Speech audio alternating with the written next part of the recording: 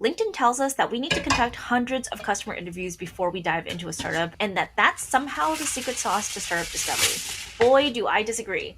Welcome to What You Should Know About Startup Discovery, Part 3 of 8. To get things straight, I am absolutely not saying that it's bad or unnecessary to talk to hundreds of customers.